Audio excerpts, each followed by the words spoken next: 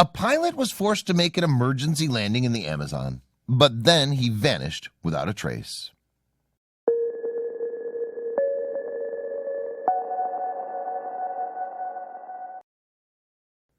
It's December 2018, and a Brazilian pilot, Jeziel Barbosa de Moura, is on a routine flight, steering his single-prop Embraer air taxi over the vast Amazon rainforest. The pilot has several passengers on board, and nothing indicates imminent danger. But then a cylinder fails, and it triggers a series of events that led to Barbosa de Moura's mysterious disappearance. A critical aircraft malfunction is never welcome, of course, but there are few places more dangerous to have a breakdown than over the Amazon rainforest. With such extensive tree cover, the Amazon offers scant safe places to make an emergency landing.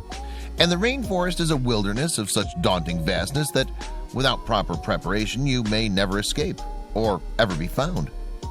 In fact, the Amazon covers an area of nearly 2.6 million square miles and is the largest expanse of tropical rainforest on Earth.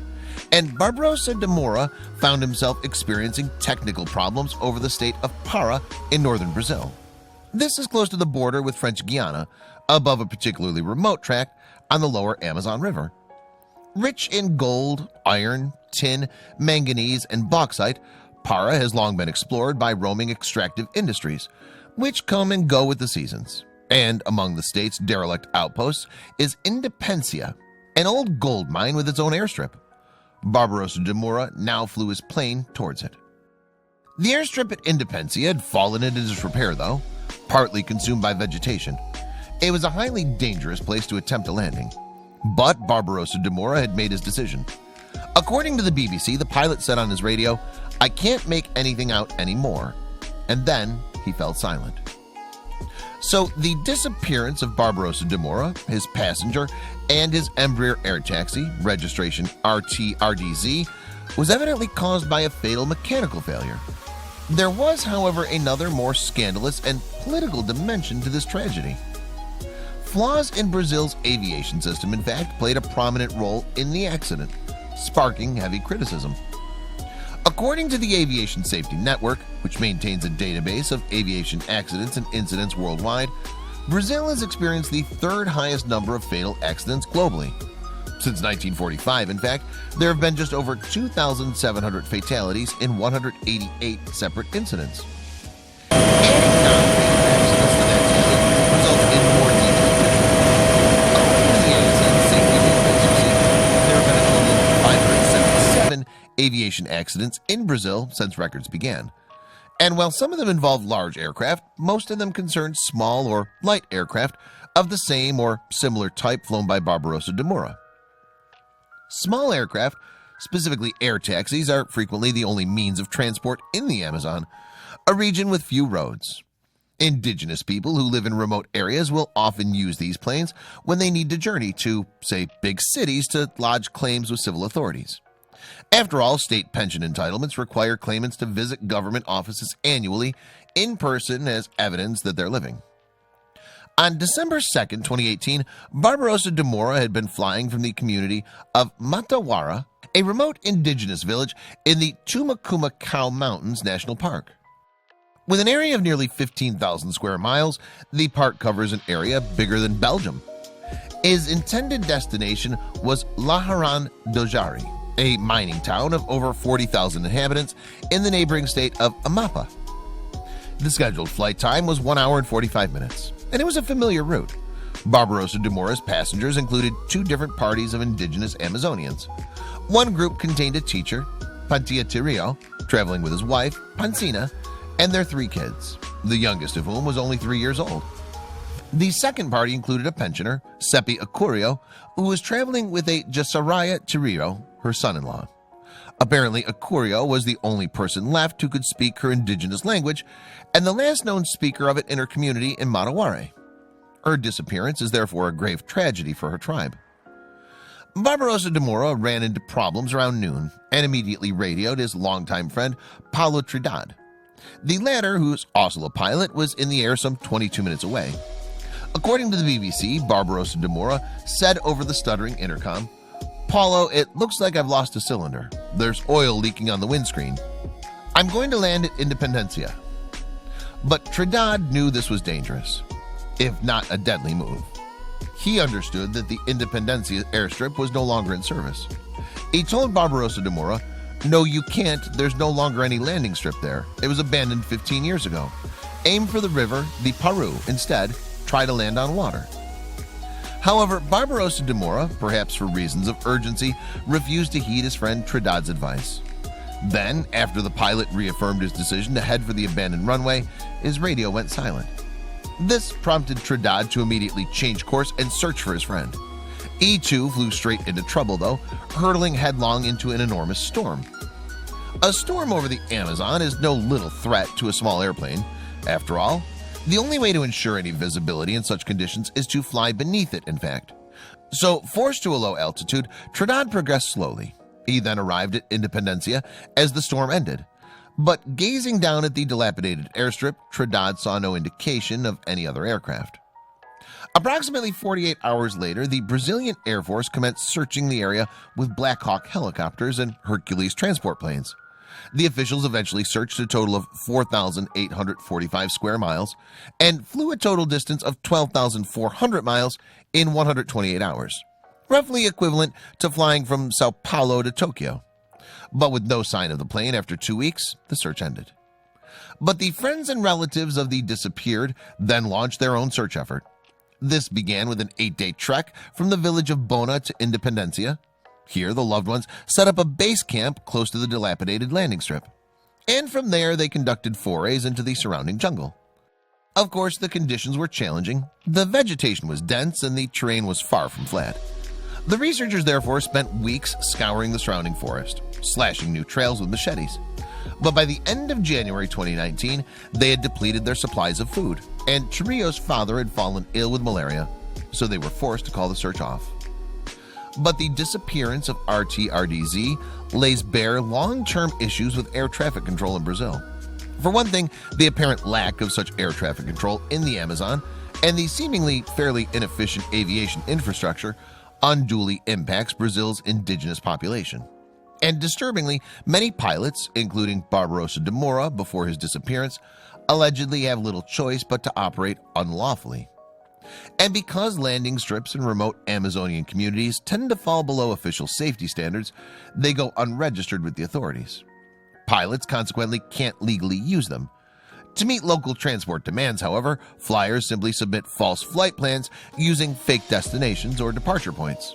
Yet, fake flight information tends to confuse search and rescue operations. In March 2019, one Brazilian pilot, Paulo Nortes, explained to the BBC exactly how some pilots avoid official scrutiny. He said, "You have to fly quietly, with the transponder sometimes turned off. The flight controllers and the government don't really know about those flights. You're not being monitored by any controller." There are a few airstrips that are like roller coasters, he added, describing the nerve-wracking risks of Amazonian flying. And you must be aware all the time of weather, not to get inside a heavy storm because it plays with your plane as if it were a paper plane, like a toy.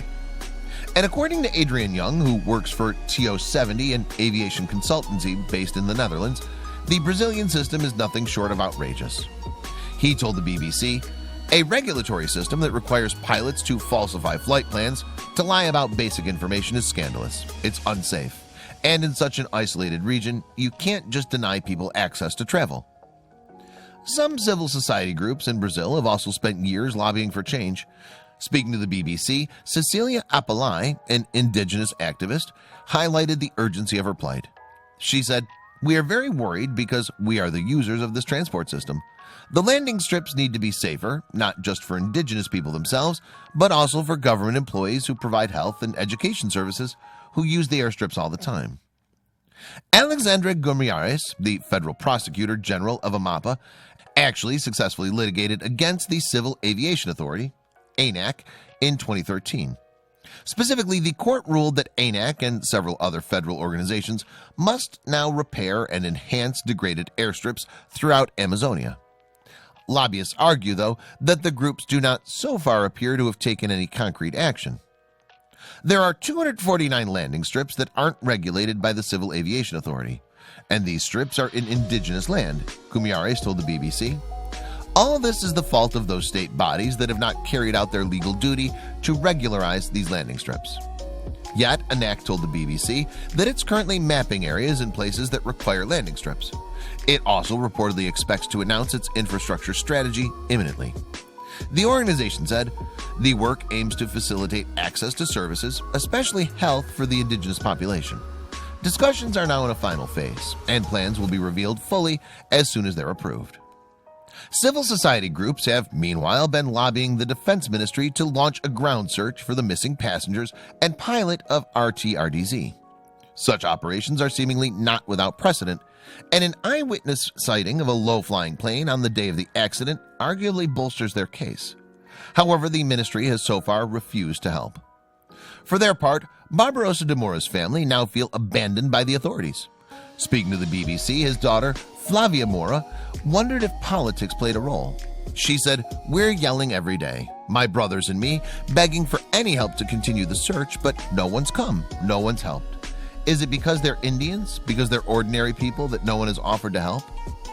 Mora added that she cannot have closure or even begin to grieve until the plane is recovered.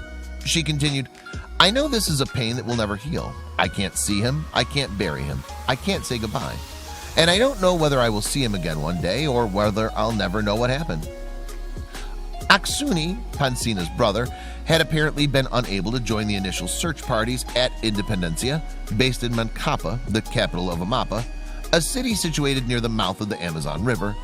He had instead remained in daily radio contact with the groups throughout their efforts, and he told the BBC that he was losing faith that his sister was still alive. "We grew up together, we're about the same age, and she lived in the house next to me," Aksuni said. "So we were always talking, we were really close. I used to talk to her, play with her, and now maybe I won't have my sister. I won't have that close person to be with me." Some indigenous groups have echoed Mora's doubts by suggesting that politics may be influencing the apparently lax federal response to the accidents too. Activist Kutanan Wayana, who joined the Independencia ground search, told the BBC that he felt that historical institutional racism likely played a part. When indigenous people disappear, when they go down in a plane, the government only searches for 14 days because it's an Indian who vanished. Who knows where he or she has gone?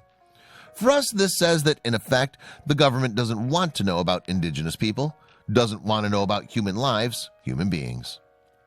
Yet the Brazilian government has taken important measures to address historical racism against indigenous peoples. In 1967, for example, it created the National Indian Foundation, FUNAI, to protect indigenous tribes from colonists and other invaders, demarked indigenous territories, and promote indigenous rights. And on paper, the constitutional rights of indigenous peoples in Brazil are in many ways progressive and well articulated. In practice, however, indigenous people seemingly argue that their rights are not necessarily respected. For instance, indigenous peoples can lack the agency to successfully challenge threats to their territories and their traditional ways of life. Mining and energy corporations, along with agribusinesses, could therefore stake claims to indigenous lands, with reportedly disastrous results. Ultimately, then, it seems that such companies have a far greater power to lobby government than indigenous activists. And with the election of Jair Bolsonaro in 2018, the Amazon seemingly faces an uncertain future.